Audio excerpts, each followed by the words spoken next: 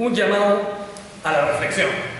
¿Y por qué es que quiero predicar acerca de que reflexionemos sobre un punto que me dejó muy preocupado de una reunión que tuve hace unos días atrás sobre una persona que dijo exactamente esto, creyente, y dijo, bueno, el infierno no ha sido inaugurado. Entonces, básicamente lo que ocurre es de que cuando morimos, aún en Cristo, y los que mueren en general, entran a lo que Isaac Newton habría llamado la relatividad del tiempo. Entonces, como un día es 1000 años para el Señor y 1000 años es como un día, entonces van a morir y en un instante después se van a encontrar con el juicio eterno y de allí viene la condenación. Yo dije en inglés, ¿what?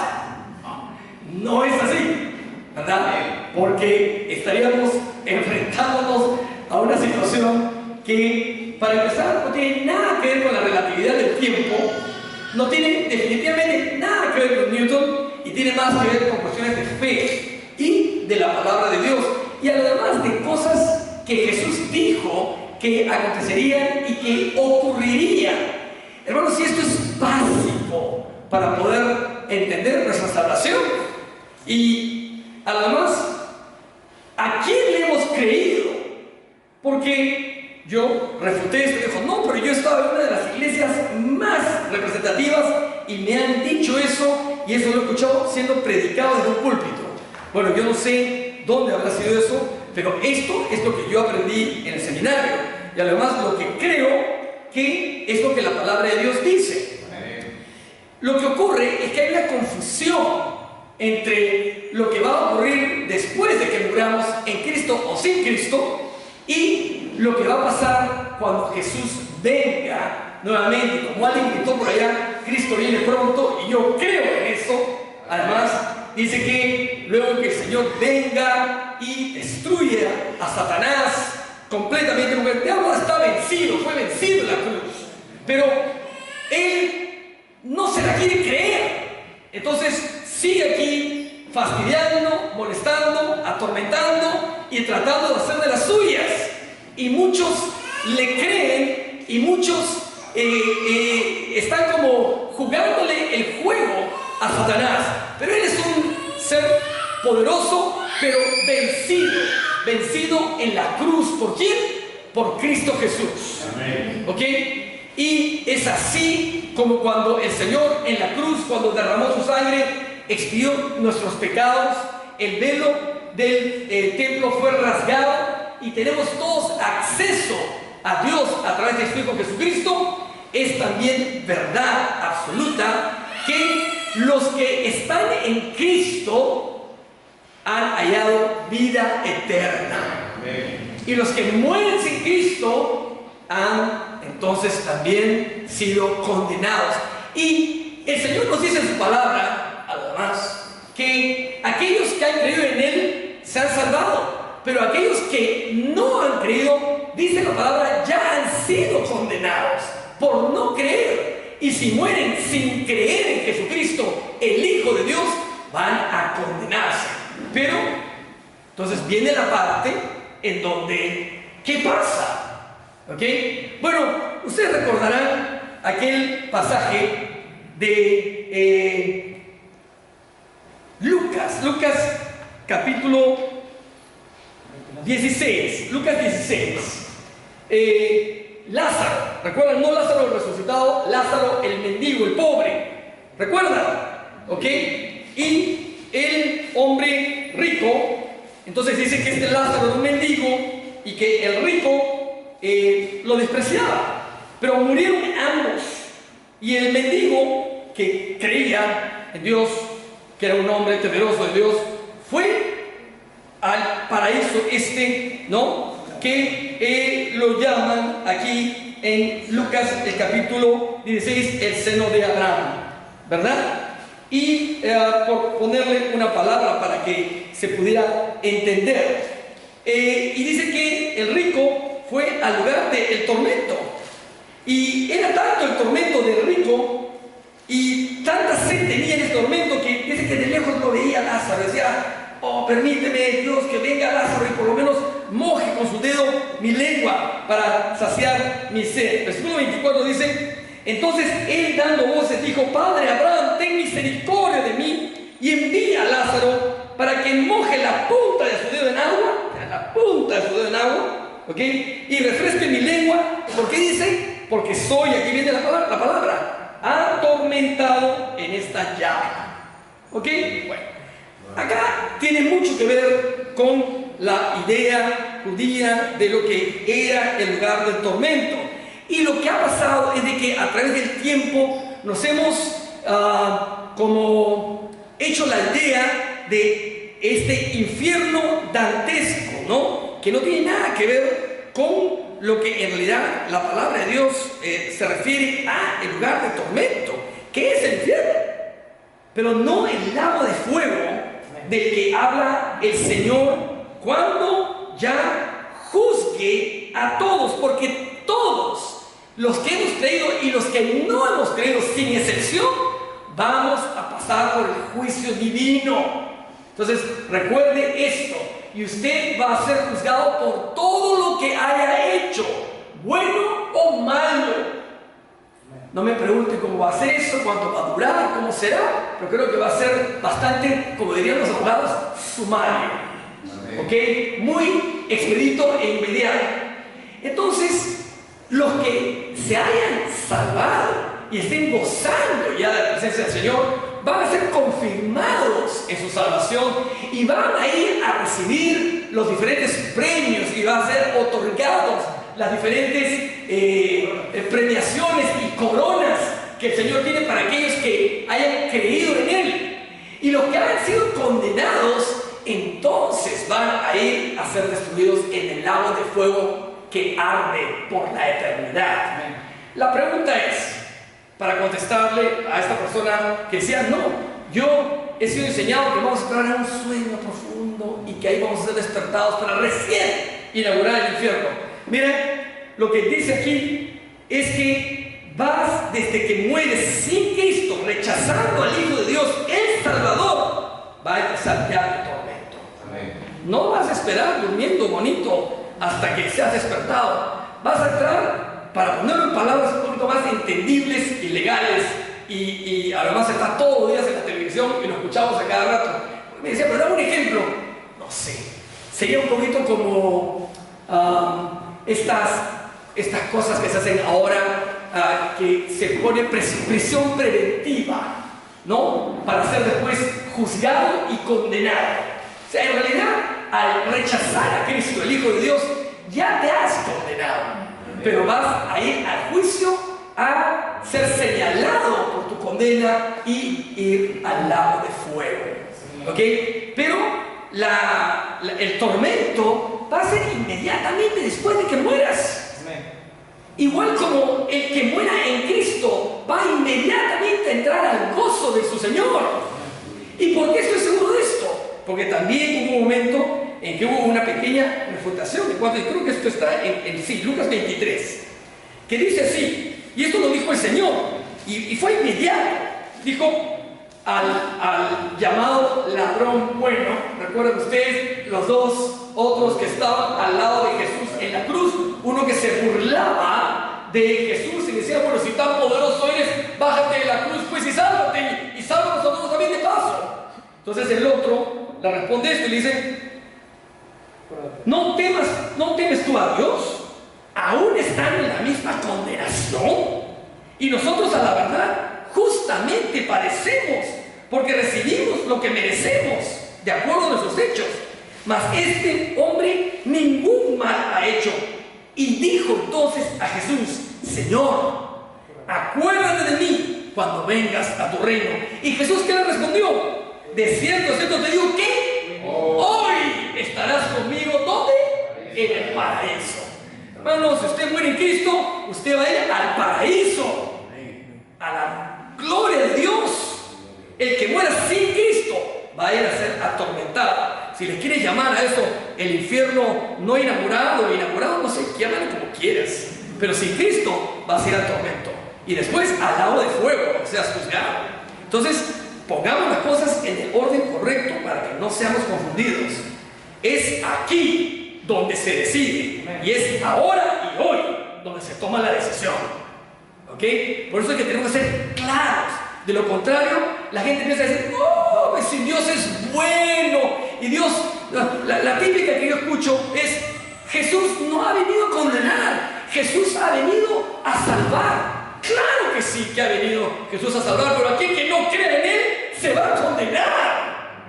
Entonces hay que ser muy claros con eso, hermanos, porque hay mucha liviandad en cuanto a esto, ¿no? Y eso tiene que ver directamente con el pecado. Y tenemos que poder entender lo que esto significa, porque el Señor aborrece el pecado y ama la santidad. ¿Ok? ¿Está claro? ¿Está claro? ¿Ok? Olvídense de Newton y olvídense de la relatividad del tiempo. ¿Ok? Hay que pensar que en Cristo estamos, hermanos, a salvo. ¿Ok? De eso se trata la salvación. Entonces, yo, habiendo dicho esto, quiero justamente hacer un llamado a la reflexión. Y tiene que ver con aquella palabrita de 2 letras que el Señor de vez en cuando usaba y que debería ser motivo para que nosotros reflexionemos y tengamos cuidados. La famosa palabra es ay. ¿No se acuerdan cuando su mamá o su abuelita le decía, ay de ti, muchacho, si es que, ay de ti que me tragas una mala nota, ay de ti que me robas? ¿Se acuerdan de eso? Créanme que yo me acuerdo, y cada vez que me acuerdo me duele todavía. ¿Ok? Entonces no hay que tener miedo de corregir. Ahora, el Señor usa la misma palabra, y se acuerdan de las ayes, ¿no? Pero antes de eso, yo quisiera que hagamos este pasaje hermoso de Proverbios 16 y 17, y dice, la senda de los rectos es apartarse ¿de qué? Del mal. Esa es la senda de los rectos. El que guarda su camino, ¿qué dice? Preservará su alma. El que guarda su camino preservará su alma. Apartarse del mal. Todos sabemos dónde está el mal. El mal se puede pintar de muchos colores, pero sabemos lo que está mal y no pongamos excusas para llamarle a lo malo, más o menos malo o no tan malo quizá. Mal es el mal y tenemos que apartarnos de él, como dice el Señor. Ayes sobre las ciudades impenitentes. ¿Y de qué se trata esto? Quiero leerlo, ¿ok? Mateo 11, del 20 al 24. Vamos, dice, entonces comenzó a reconvenir a las ciudades en las cuales había hecho muchos milagros. Estos eran sitios donde Jesús ya había hecho milagros. Oigan, un milagro de estos nomás que Jesús hizo sería suficiente para poner de vuelta y media a cualquier ciudad del mundo. ¿Ok? Y aquí el Señor había hecho muchos milagros. ¿Ok? No está hablando de ciudades donde no lo conocían. Está hablando de ciudades donde Él había estado y en donde había hecho muchos milagros. Y dice, ¿por qué? Porque no se habían arrepentido, diciendo, ¡ay de ti, Corazín! ¡Ay de ti, Betsaida!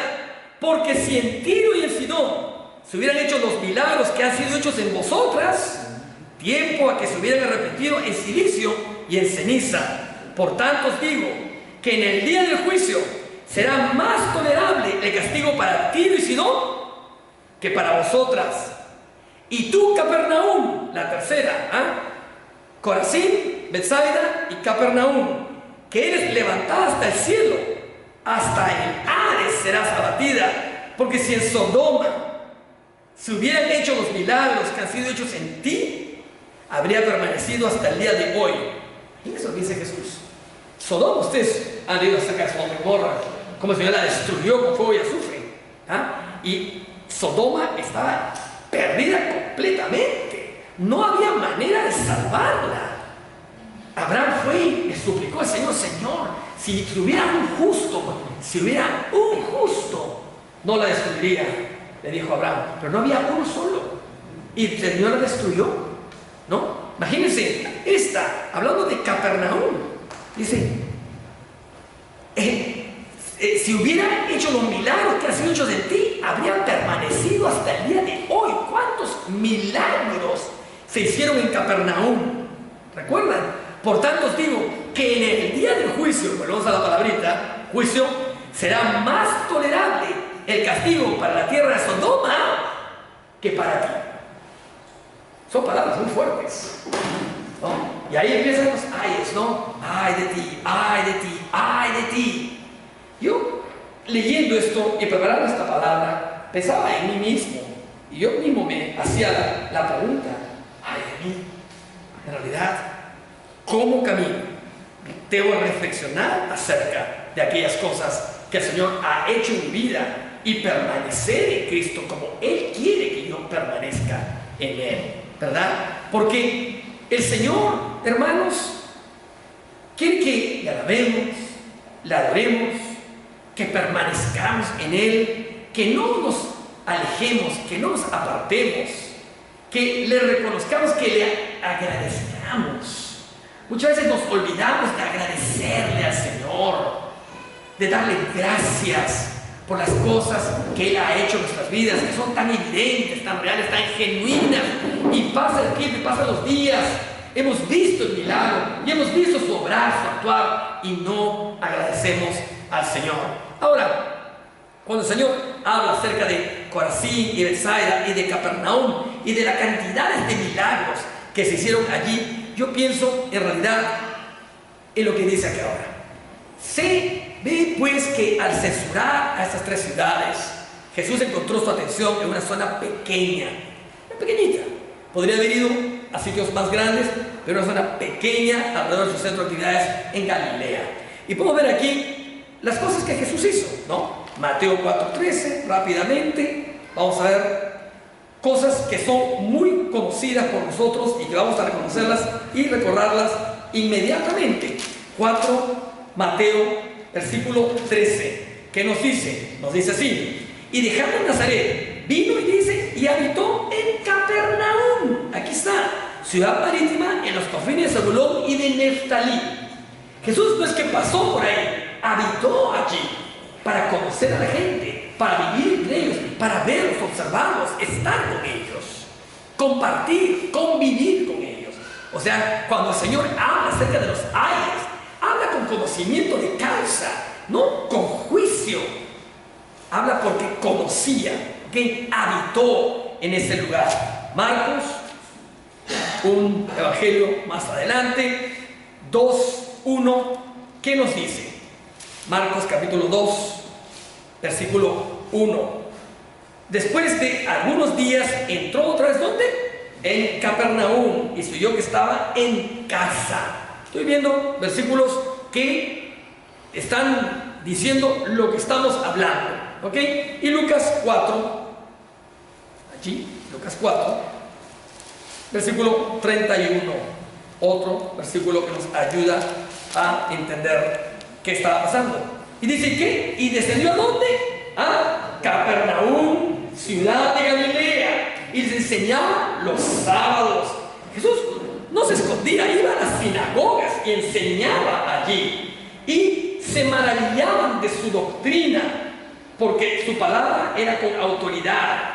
Y estaba ¿dónde? En la sinagoga, un hombre que tenía un espíritu de un demonio inmundo, el cual exclamó a gran voz diciendo: déjanos, ¿qué tenemos contigo, Jesús de Nazaret? Y ustedes recuerdan cómo el Señor echó fuera al demonio, o a las legiones de demonios que tenía este hombre, y fue sanado. Entonces el Señor sanó allí, hizo milagros allí, cosas maravillosas y extraordinarias.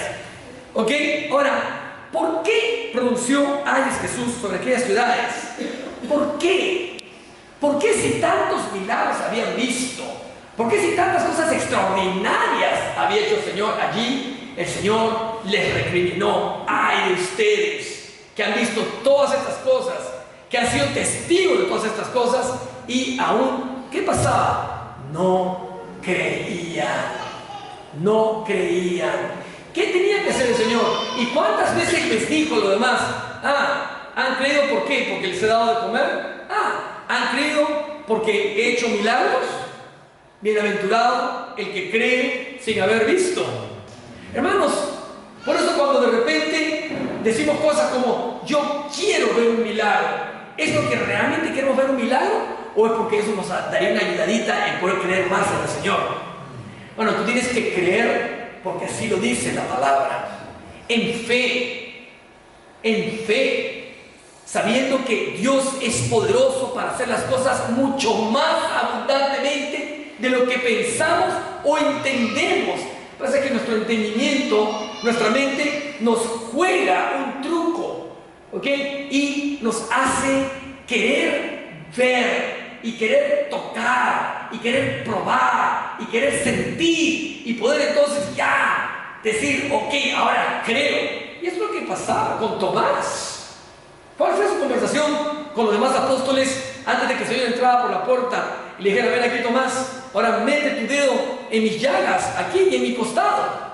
Uy, mi Señor y mi Dios, y se tumbó delante de él. ¿Y qué le dijo el Señor? Bienaventurados los que creen en Cristo. Ahora crees. Ahora crees. ¿No? Yo te pregunto a ti, y me pregunto a mí mismo, ¿cuándo voy a creer completamente a Dios? ¿Cuándo voy realmente a confiar absolutamente en lo que dice su palabra y en lo que dice Dios que debo hacer? De los milagros que se hicieron allí en Capernaum, ciegos sanados, mudos que empezaron a hablar, endemoniados que fueron liberados, resucitaciones, hermanos, cuántos milagros, y no creían. ¿Cuánto tiene que hacer el Señor?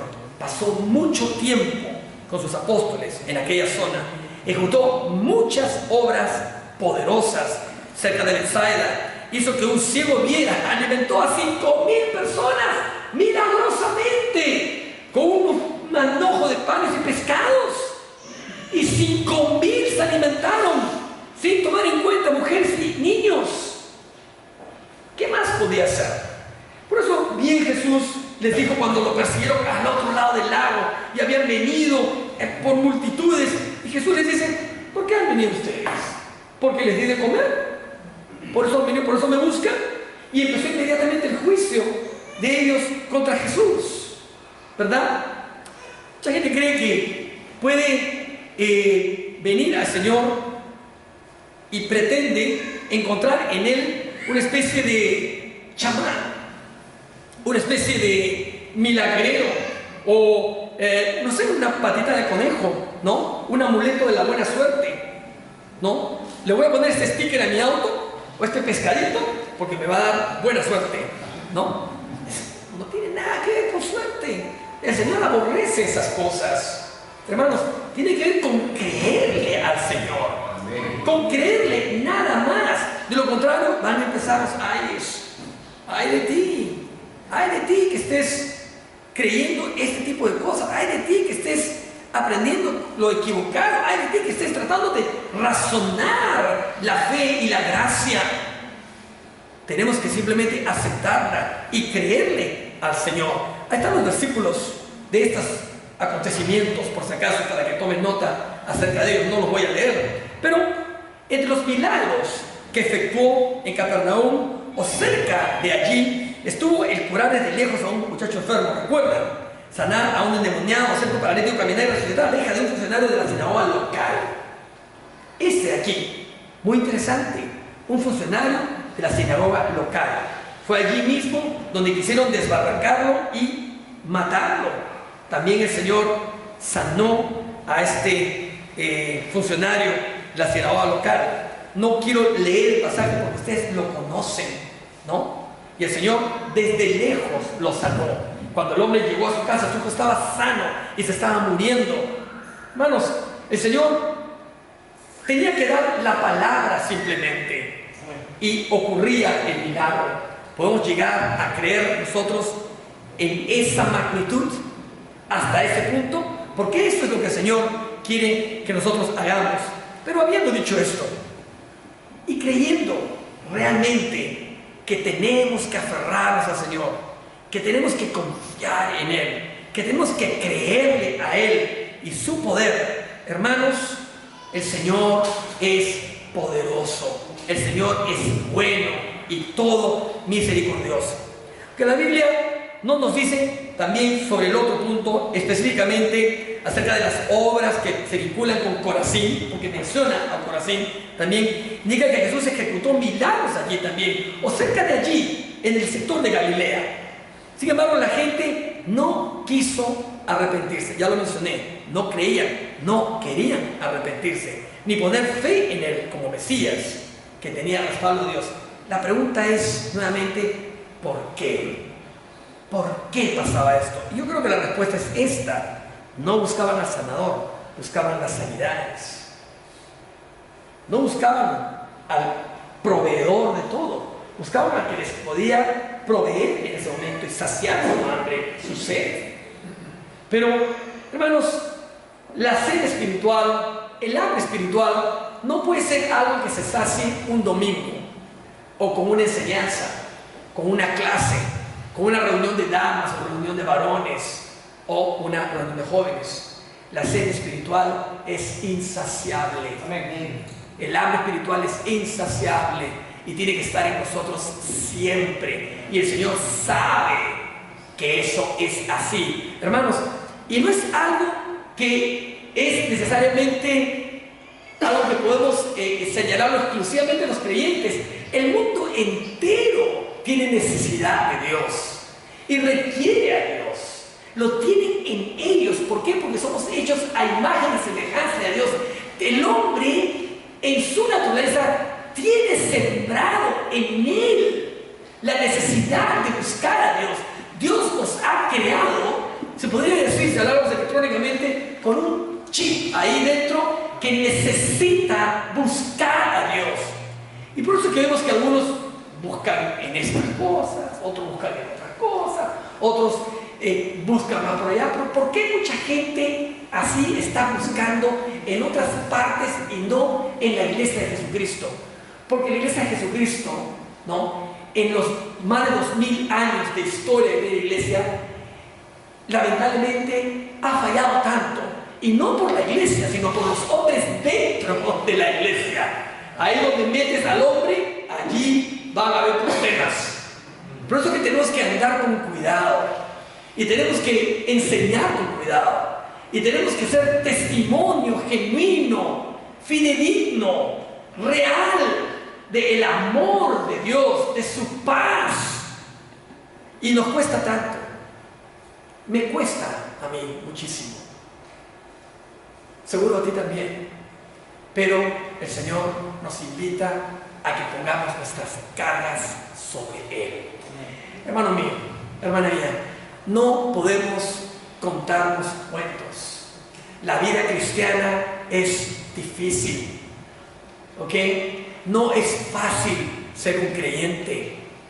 Necesita determinación, necesita de valentía, necesita de compromiso, necesita de decisiones. Todas ellas tienen que ver con estar dispuesto. Si hay una cosa que vemos en David, a pesar de todos sus defectos, él le dice al Señor: Señor, mi corazón está dispuesto. Vamos, ¿estamos dispuestos realmente? ¿Cómo vamos a vivir nuestra fe? ¿Cómo vamos a expresarla? ¿Cómo vamos a comunicarla? ¿Cómo vamos a hacer testimonio del Señor si estamos dejando que el diablo nos engañe? Permanentemente está hablando palabras de muerte a nuestros oídos y está tratando de hacer cosas que tienen que ver con lo que él llamaría sus funciones. Yo soy asesino, soy mentiroso y soy ladrón.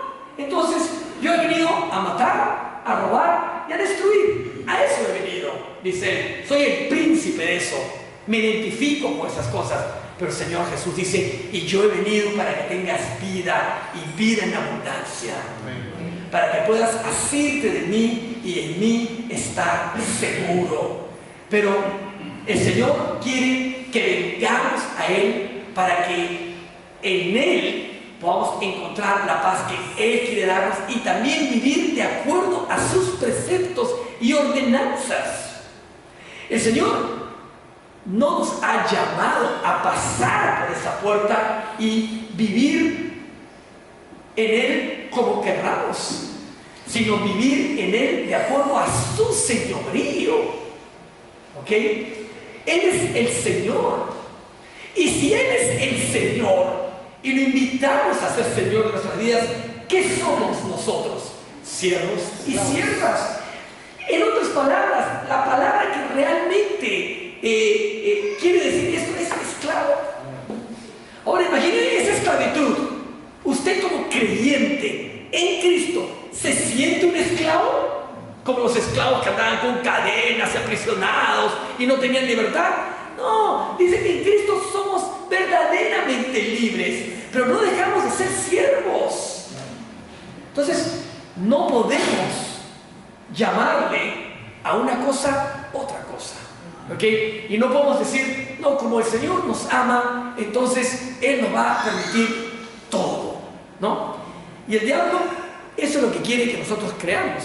Por eso es de que hoy en día está convenciendo a todos los padres para que crean que a los hijos no se les debe corregir.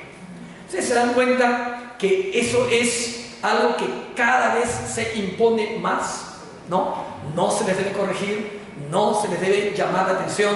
Estaba hablando con mi hija, que también es pedagoga, y hace poco me decía que había estado en una conferencia y que le habían dicho que en Inglaterra, por ejemplo, está prohibido que ahora se corrija a los niños. Ellos pueden hacer lo que quieren. Lo máximo que uno les puede decir en Inglaterra es: ah, mira, eso que has hecho sería mejor que lo hagas de esta otra manera. Ya no les puede decir, eso que has hecho está mal y no debes hacerlo, porque la palabra no puede existir. Y la palabra mal no puede existir, porque no hay nada malo que pueda hacer un niño. Entonces hay que decírselo: eso que has hecho podrías hacerlo de esta otra manera. ¿Qué quiere decir eso? No hay corrección. Entonces, si Dios fuera así, el primero que habla acerca de corregir a los que ama, entonces, ¿qué está haciendo el diablo? Engañando a la humanidad para que simplemente nos olvidamos de la corrección, y cuando llegue el punto en que un pastor o un siervo de Dios o alguien diga hay que corregirnos, diga, no, yo he sido criado en que a mí no me corrigen, ¿no? Entonces, ¿en qué nos convertimos? En orgullosos, nos convertimos en arrogantes, y el mundo se encamina hacia ese tipo de comportamiento, de la arrogancia y del orgullo, que siempre han estado allí, pero ahora con mayor fuerza, porque el diablo siempre va a tratar de usar las cosas que Dios ha separado para aquellos que le aman, para torcerlas y para hacerlas ver agradables, pero en realidad su fin es muerte y destrucción. Solamente en el Señor estaremos seguros, aunque Él tenga que corregirnos. Si hay alguien acá que me pueda decir que ha sido corregido por el Señor y que al final de su corrección ha podido ver atrás y ha podido ver que realmente lo necesitaba, entonces va a estar en la verdad. El Señor a los que ama corrige. Hermanos, el Señor nos ama. Y aquí quiero hablar de este siguiente pasaje y quiero terminar con esto, ¿ok? Porque lo que quiero, hermanos, es que podamos ser ministrados, ¿ok?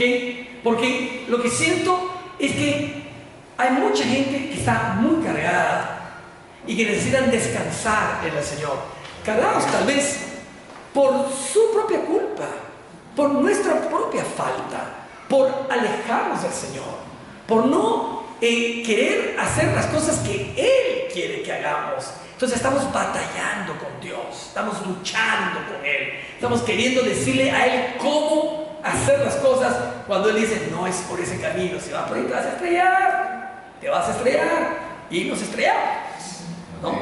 Pero ¿qué dice la palabra? Dice, en aquel tiempo respondió Jesús y dijo, te alabo, Padre, Señor del cielo y de la tierra, pues escondiste esas cosas de los sabios, de los entendidos, y se las revelaste a los niños. Sí, Padre, porque así te agradó. Todas las cosas me fueron entregadas por mi Padre, y nadie conoce al Hijo, sino el Padre. Ni el Padre conoce a alguno, sino el Hijo, y aquel a quien el Hijo lo quiera revelar. Venid a mí, todos los que estáis trabajados y cargados, y yo os haré descansar. Llevad mi yugo sobre vosotros y aprended de mí, que soy manso y humilde de corazón, y hallaréis descanso para vuestras almas, porque mi yugo es fácil y ligera es mi carga. ¿Hasta cuándo el Señor va a llamarnos la atención con las ayes? Vamos a ser como Capernaum, como Corazín y Betsaida, que habiendo visto tanto de la gloria de Dios, no vamos a creer, o vamos a querer creer solamente en los beneficios de ser un creyente, o vamos a querer realmente porque amamos al Señor y queremos hacer su voluntad. Hermanos, lo que necesitamos es abrazarnos al Señor, confiar en Él, querer más de Él y saber que solamente en Él vamos a estar seguros. Vengamos a Él, todos, trabajados o cargados, y en Él hallaremos descanso. ¿Ok?